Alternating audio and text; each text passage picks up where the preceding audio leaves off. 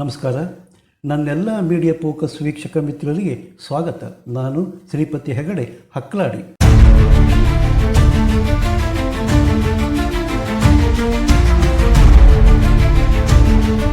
ಅದು ಪಾಕಿಸ್ತಾನ ಸಿಂಧು ನದಿ ನೀರು ಬಿಡದಿದ್ದರೆ ರಕ್ತ ಹರಿಸ್ತೇವೆ ಅಂದರೆ ಭಾರತ ಡೋಂಟ್ ಕೇರ್. ಕೈಯಲ್ಲಿ ಭಿಕ್ಷಾ ಪಾತ್ರೆ ಹಿಡ್ಕೊಂಡು ದೇಶ ಸುತ್ತುವ ಪಾಕ್ ಶಾಂತಿ ಒಪ್ಪಂದಕ್ಕೆ ರೆಡಿ. ಸಿಂಧು ನದಿ ನೀರು ಬಿಡೋಕೆ ಹೇಳಿ ಅಂತ ಅವಲತ್ಕೊಳ್ತಿದೆ. ಭಾರತ ನೀರು ಬಿಡೋ ಪ್ರಶ್ನೆ ಆಮೇಲೆ ಈಗೇನಿದ್ದರೂ POK ಅಂತ ನೋಡಿ ಪಾಕ್ ಸ್ವರ ಬದಲಾಗಿದೆ. ನೋಡ್ತಾ ಇರಿ, ಭಾರತ ಸಿಂಧು ನದಿ ನೀರು ಬಿಡದೇ ಇದ್ದರೆ ಚೀನಾ ಏನು ಮಾಡುತ್ತೆ ಗೊತ್ತಾ? ಭಾರತ ಮಾಡಿದ್ದನ್ನೇ ಚೀನಾ ಮಾಡುತ್ತೆ ಅಂತಿದೆ ಪಾಕ್. ಕರೋನಾ ಪ್ರಾಡಕ್ಟ್ ಚೈನಾ ಪಾಕಿಗೆ ಏನಾಗುತ್ತೋ ಅದು ಭಾರತಕ್ಕೂ ಆಗುತ್ತೆ ಅಂದರೆ ಏನು ಮಾಡ್ತಿರೋ ಮಾಡ್ಕೊಳ್ಳಿ ಹೋಗ್ರಯ್ಯ ಅಂತಿದೆ ಭಾರತ. ಅಲ್ಲ ರೀ, ಬ್ರಹ್ಮಪುತ್ರ ನದಿ ನೀರಿನ ಹರಿವು 30% ಇಟ್ಕೊಂಡು ಈ ರೇಂಜಿಗೆ ಚೈನಾ ಮಾತನಾಡಿದರೆ 70% ನೀರಿನ ಸಾಂದ್ರತೆ ಇರುವ ಭಾರತ ಯಾವ ಲೆವೆಲ್ಲಿಗೆ ಮಾತನಾಡಬೇಕು ರೀ? ಪಾಕಿಸ್ತಾನ ಚೀನಾ ಚೂ ಬಿಟ್ಟು ಭಾರತದ ವಿರುದ್ಧ ಜಲದೊತ್ತಡ ಧಮಕಿ ಹಾಕ್ತಿದೆ. ಪಾಪ ಚೀನಾ ಸಾಲ ಕೊಟ್ಟಿದ್ದೆ, ಆ ಕಡೆಯಿಂದ ಬಲೂಚಿ, ಮತ್ತೊಂದು ಕಡೆ ಖೈಬರ್ ಪಖ್ತೂನ್ಖಾ ರಗಳೆ ಪಾಕಿಸ್ತಾನ ಸೂತ್ರಕ್ಕೆ ಅಡ್ಡಡ್ಡ ತಲೆ ಆಡಿಸೋದಿದ್ದರೆ ರೊಕ್ಕವೂ ಇಲ್ಲ, ವಸೂಲು ಇಲ್ಲ, ಬಡ್ಡಿಯೂ ಸಿಗೋಲ್ಲ ಅನ್ನೋದು ಗೊತ್ತಿರುವ ಚೈನಾ ಹೌದೌದು ನಾವು ಬ್ರಹ್ಮಪುತ್ರ ನೀರು ನಿಲ್ಲಿಸಿಬಿಡ್ತೀವಿ ಅಂತಿದೆ. ಒಂದೊಮ್ಮೆ ಎಲ್ಲಾದರೂ ಚೈನಾ ಬ್ರಹ್ಮಪುತ್ರ ನದಿ ನೀರು ನಿಲ್ಲಿಸಿದರೆ ಭಾರತಕ್ಕೆ ಸಮಸ್ಯೆ ಆಗುತ್ತಾ? ಡೀಟೇಲ್ ಕೊಡುವ ಪ್ರಯತ್ನ ಇಲ್ಲಿದ್ದು ವಿಡಿಯೋ ಸ್ಕಿಪ್ ಮಾಡದೆ ಪೂರ್ತಿ ನೋಡಿ.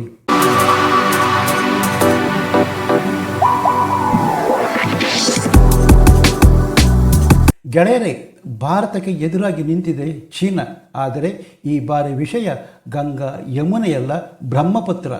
ಬ್ರಹ್ಮಪುತ್ರ ಚೀನಾ ಟಿಬೆಟ್ನಲ್ಲಿ ಹುಟ್ಟುವ ನದಿ. ಚೀನಾದಲ್ಲಿ ರ್ಯಾಲ್ಯುಂಗ್ ಜಾಂಗೋ, ಆದರೆ ಭಾರತದಲ್ಲಿ ಬ್ರಹ್ಮಪುತ್ರ. ಅಸ್ಸಾಂ, ಅರುಣಾಚಲ ಪ್ರದೇಶ, ಮೇಘಾಲಯ ಬಳಸಿ ಬಾಂಗ್ಲಾದಲ್ಲಿ ಸಮುದ್ರ ಸೇರುತ್ತೆ. ಇದರಲ್ಲಿ 30% ನೀರು ಚೀನಾದ ಭಾಗವಾದರೆ ಭಾರತದ ನೆಲದಲ್ಲಿ ಗಂಗಾ, ತೀಸ್ತಾ ಹಾಗೂ ಇತರ ನದಿ ಸೇರಿ ಹರಿವು ವಿಸ್ತರಿಸಿಕೊಳ್ಳುತ್ತೆ. ಆದರೆ ಚೀನಾ ತನ್ನ ಭಾಗದಲ್ಲಿ ನದಿಗೆ ಅಡ್ಡಗಳ ನಿರ್ಮಾಣ ಆರಂಭಿಸಿರೋದು ಆತಂಕಕಾರಿಯ. ಚೀನಾ ಮೆಗಾ ಡ್ಯಾಮ್ ಯೋಜನೆ ಸಿದ್ಧತೆಯಲ್ಲಿದ್ದು ಅದು ಟಿಬೆಟ್ ಭಾಗದಲ್ಲಿ ಆಗಲಿದೆ. ಜಲಧಾರೆಗೆ ತಕ್ಷಣ ಪರಿಣಾಮ ಬೀರದೇ ಇದ್ದರೂ ಭವಿಷ್ಯದಲ್ಲಿ ಸಮಸ್ಯೆ ತಂದಿಡುತ್ತಾ. ಚೀನಾ ಅಡ್ಡ ಬಂದರೆ ಭಾರತಕ್ಕೆ ನಷ್ಟವ? ಸತ್ಯ ಅಷ್ಟು ಸರಳವಲ್ಲ. ಅಸ್ಸಾಂ ಮೇಲಗಾಲಯಗಳಲ್ಲಿ ವರ್ಷಕಾಲದ ನೆರೆ ಈಗಾಗಲೇ ತೀವ್ರ ಸಮಸ್ಯೆ. ಚೀನಾ ನೀರು ನಿಯಂತ್ರಿಸಿದರೆ ಭಾರತದ ನದಿ ಪಾತ್ರದಲ್ಲಿ ನೆರೆ ತಗ್ಗಬಹುದಾ? ಆದರೆ ಇದು ಚೀನಾದ ಅಣಕದ ದಂಡವಾಗಿ ಬಳಸಿದರೆ ಚೀನಾ ನಂಬೋದಾದರೂ ಹೇಗ್ರಿ? ಪಾಕಿಸ್ತಾನದ ಮೇಲೆ ಭಾರತ ಹಿಂದೆ ಹೇಗೆ ನೀರಿನ ರಾಜಕೀಯ ಆಟವಾಡಿತ್ತು, ಚೀನಾ ಅದನ್ನೇ ಬಳಸ್ತಾ ಇದೆಯಾ? ನೀರು ರಾಜಕೀಯ ಅಸ್ತ್ರವಾಗಿ ಬಳಸಿದಾಗ ಅದು ಮುಂದಿನ ಯುದ್ಧವೋ ಎಂಬ ಆತಂಕ ಹುಟ್ಟಿಸುತ್ತೆ. ಇಂತಹ ನದಿಗಳ ಕುರಿತು ಯಾವುದೇ ಸ್ಪಷ್ಟ ಅಂತಾರಾಷ್ಟ್ರೀಯ ಒಪ್ಪಂದಗಳಿಲ್ಲ. ದ್ವಿಪಕ್ಷೀಯ ಮಾಹಿತಿ ಹಂಚಿಕೆಯಾಗುತ್ತಿದ್ದರೂ ಚೀನಾ ಯಾವಾಗ ಬೇಕಾದರೂ ದಾರಿ ಬದಲಿಸಬಹುದು. ಆದರೆ ಭಾರತ ಅದರ ಲೆಕ್ಕಾಚಾರ ಆರಂಭಿಸಿದೆ.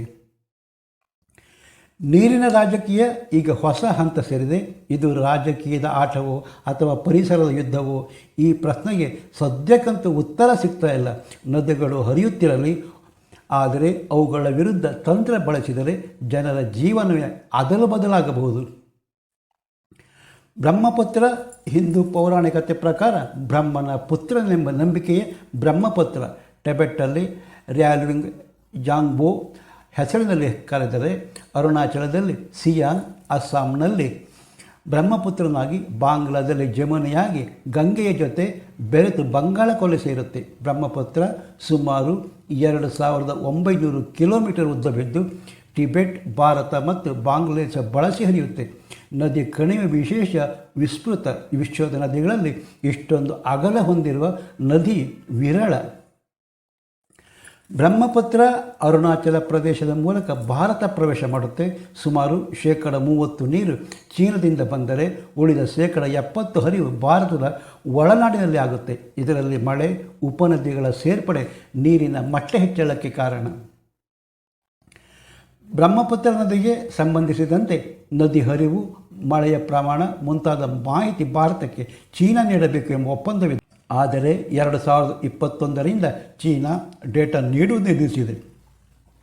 ಚೀನಾ ಟಿಬೆಟ್ಟಿನಲ್ಲಿ ಕೈಗೆತ್ತಿಕೊಂಡ ಯೋಜನೆ ಭಾರತಕ್ಕೆ ತಕ್ಷಣದ ನೀರಿನ ಕೊರತೆ ಉಂಟು ಮಾಡದಿದ್ದರೂ ಭವಿಷ್ಯದಲ್ಲಿ ನಿಯಂತ್ರಣದ ಆಟ ಆಡುವ ಸಾಧ್ಯತೆ ಇದೆ. ಆದರೆ ಚೀನಾ ನಿರ್ಮಿಸುವ ಅಡ್ಡ ಕೆಲವು ರೀತಿಯಲ್ಲಿ ಭಾರತಕ್ಕೆ ಲಾಭವಾದರೂ ಆಗಬಹುದು. ಅಸ್ಸಾಂ, ಮೇಘಾಲಯ ಭಾಗದಲ್ಲಿ ವರ್ಷ ಋತುವಿನಲ್ಲಿ ನೆರೆ ಸಹಜ. ಈ ನೀರಿನ ನಿಯಂತ್ರಣ ನೆರೆಯ ತಗ್ಗಿಸಬಹುದಾ?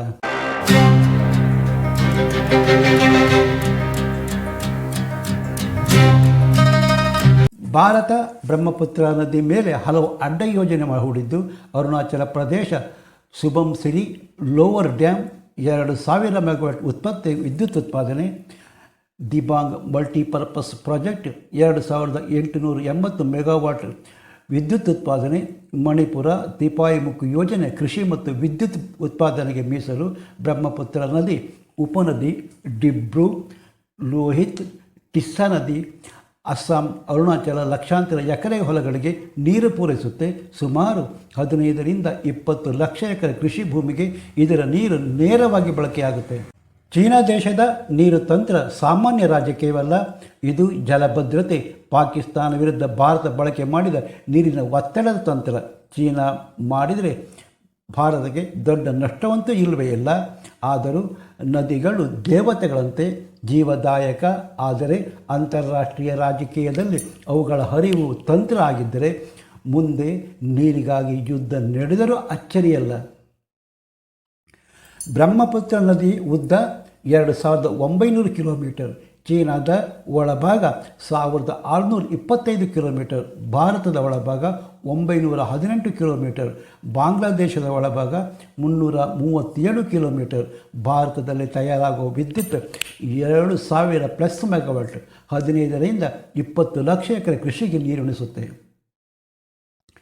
ಬ್ರಹ್ಮಪುತ್ರ ನದಿ ಪೌರಾಣಿಕ ಹಿನ್ನೆಲೆ ಅಂದರೆ ಬ್ರಹ್ಮದೇವ ತಪಸ್ಸಿನಲ್ಲಿ ಲೀನನಾಗಿದ್ದಾಗ ಅವನ ಶಕ್ತಿಯ ಒಂದು ಜಲರೂಪದಲ್ಲಿ ಭೂಮಿಗಿಳಿಯುತ್ತಂತೆ. ಆ ಶಕ್ತಿ ಹಿಂದೂ ಧರ್ಮದಲ್ಲಿ ಪುತ್ರ ಎಂಬ ರೂಪದಲ್ಲಿ ಗುರುತಿಸಿದ್ದು ನದಿಗೆ ಬ್ರಹ್ಮಪುತ್ರ ಹೆಸರು ಬರಲು ಕಾರಣ. ಗಂಗೆ, ಯಮುನೆ ನದಿಗಳು ದೇವತೆಗಳೇ, ಆದರೆ ಬ್ರಹ್ಮಪುತ್ರ ದೇವನ ಪುತ್ರನೆಂಬ ಖ್ಯಾತ. ಬ್ರಹ್ಮದೇವನ ತಪಸ್ಸಿನಿಂದ ಹುಟ್ಟಿದ ಶಕ್ತಿಯೇ ಮಹಾನದಿ. ಟಿಬೆಟ್ ಪ್ರದೇಶದಲ್ಲಿ ರ್ಯಾಲುಂಗ್ ಜಾಂಗ್ಬೋ ನದಿ ಶಿವನ ಶಕ್ತಿಯಿಂದ ಉಗಮಗೊಂಡಿದೆ ಎಂಬ ಭಾವನೆ ಇದೆ. ಋಷಿಗಳು ಜಗತ್ತಿನ ಒಳಿತಿಗಾಗಿ ಶಿವನ ಕುರಿತು ತಪಸ್ಸು ಮಾಡ್ತಾರೆ. ಶಿವ ತನ್ನ ಕಂಠದಿಂದ ಜಲಧಾರೆ ಹೊರಹಾಕಿದ, ಅದು ಈ ನದಿ. ಶಿವನ ಜಟೆಯಿಂದ ಬಿದ್ದ ಗಂಗೆ ಹಾಗೆ ಇಲ್ಲಿ ಟಿಬೆಟ್ ಋಷಿಗಳು ಮಾಡಿದ ಪ್ರಾರ್ಥನೆಗೆ ಉತ್ತರವಾಗಿ ಶಿವನ ಕಂಠದಿಂದ ಧಾರೆಯಾಗಿ ಹರಿದ ನದಿಯೇ ಬ್ರಹ್ಮಪುತ್ರ. ಭಗೀರಥ ಗಂಗೆ ತಂದಾಗ ಬ್ರಹ್ಮಪುತ್ರ ಪಕ್ಕದಲ್ಲಿ ಸುಸ್ತಾಗಿ ನಿಂತಿದ್ದಂತೆ. ಜಾನಪದ ನಂಬಿಕೆ, ನಿಖರ ಪೌರಾಣಿಕ ಕಥೆ ಇಲ್ಲ. ಭಗೀರಥ ಗಂಗೆ ಭೂಮಿಗೆ ತರಲು ತಪಸ್ಸು ಮಾಡಿದಾಗ ಇತರ ದೇವತೆಗಳು ತಮ್ಮ ಶಕ್ತಿ ವಿಭಜಿಸಿದರು. ಆಗ ಬ್ರಹ್ಮನ ಜಲಶಕ್ತಿಯು ಪೂರ್ವ ದಿಕ್ಕಿನಲ್ಲಿ ಹರಿದು ಬ್ರಹ್ಮಪುತ್ರ ಪ್ರಕಟವಾಯಿತು ಎನ್ನುತ್ತೆ ಜಾನಪದ ನಂಬಿಕೆ. ಭಗೀರಥ ತೋರಿದ ದಾರಿ ಗಂಗೆಗೆ ಹುಟ್ಟಾದರೆ ಬ್ರಹ್ಮ ತೋರಿದ ದಾರಿ ಮಹಾನದಿಗೆ ಜೀವ ನೀಡಿದ.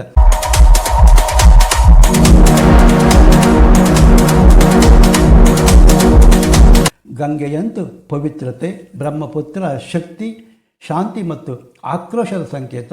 ಒಂದೆಡೆ ಗಂಗೆ ಭಗೀರಥನ ಪ್ರಯತ್ನಕ್ಕೆ ಇಳಿದು ಬಂದಳು, ಇನ್ನೊಂದೆಡೆ ಯಮುನಾ ತನ್ನ ಅಣ್ಣ ಯಮನಿಗೆ ವಚನಬದ್ಧಳಾದರು. ಆದರೆ ಬ್ರಹ್ಮಪುತ್ರ ಆತನ ಸಿದ್ಧಿಶೀಲ, ತೀವ್ರ ಮತ್ತು ಶಕ್ತಿಯ ಪ್ರವಾಹ. ಪವಿತ್ರ ನದಿಗಳಲ್ಲಿ ಪುರುಷ ರೂಪದ ಸಂಕೇತ ಏಕೈಕ ನದಿ. ಅಸ್ಸಾಂ ಬ್ರಹ್ಮಪುತ್ರ ನದಿ ದಡದಲ್ಲಿ ಕಾಮಾಕ್ಷಿ ದೇವಿ ಶಕ್ತಿಪೀಠ ಇದೆ. ಇದು ಭಾರತದಲ್ಲಿ ಅತ್ಯಂತ ಪವಿತ್ರ ಸ್ಥಳಗಳಲ್ಲಿ ಒಂದು. ತೀರ್ಥಕ್ಷೇತ್ರಕ್ಕೂ ನದಿಗೂ ಆಧ್ಯಾತ್ಮಿಕ ಸಂಪರ್ಕ ಇದೆ. ಬ್ರಹ್ಮಪುತ್ರ ತಾನು ಹೊರಿದಷ್ಟು ಜಗತ್ತಿಗೆ ಪ್ರಾಣ ನೀಡುತ್ತಾನೆ. ಕಾಮಾಕ್ಷಿ ದೇವಿ ಶಕ್ತಿಪೀಠ ಇರುವ ಬ್ರಹ್ಮಪುತ್ರ ಶಕ್ತಿ ಮತ್ತು ಜಲಶಕ್ತಿಯ ಸಂಗಮ. ಭಾರತದ ನದಿಗಳು ದೇವತೆಗಳು, ಆದರೆ ಚೀನಾ ಅದನ್ನೇ ಧಮ್ಕಿ ಯಂತ್ರ ಮಾಡ್ತಿದೆ. ಪೌರಾಣಿಕ ನದಿಗಳ ತಾಯಿಯ ನಾಡು ಭಾರತ. ಇಲ್ಲಿ ಗಂಗೆ, ಯಮುನೆ, ನರ್ಮದೆ, ಕಾವೇರಿ ಎಲ್ಲವೂ ದೇವತೆಗಳೇ. ಶಕ್ತಿಯ ನದಿ ರಾಜಕೀಯ ಅಸ್ತ್ರ ಆಗ್ತಾ ಇದೆಯಾ? ಪಾಕಿಸ್ತಾನದ ಧಮ್ಕಿ, ಚೀನಾ ಬ್ಲಾಕ್ ಮೇಲಿಗೆ ಅಸ್ಸಾಂ ಮುಖ್ಯಮಂತ್ರಿ ಹೇಮಂತ್ ಬಿಸ್ವ ಶರ್ಮಾ ಶಾಲಲ್ಲಿ ಸುತ್ತಿ ಬಾರಿಸಿದ್ದಾರೆ. 1960 ಸಿಂಧೂ ನೀರು ಒಪ್ಪಂದ ಸ್ಥಗಿತಗೊಳಿಸಿದ ಕಾರಣಕ್ಕೆ ಪಾಕಿಸ್ತಾನ ಹೊಸ ಕಾಲ್ಪನಿಕ ಭಯ ಹುಟ್ಟು ಹಾಕ್ತಾ ಇದೆ ಎಂದು ಶರ್ಮಾ ಟೀಕಿಸಿದ್ದಾರೆ.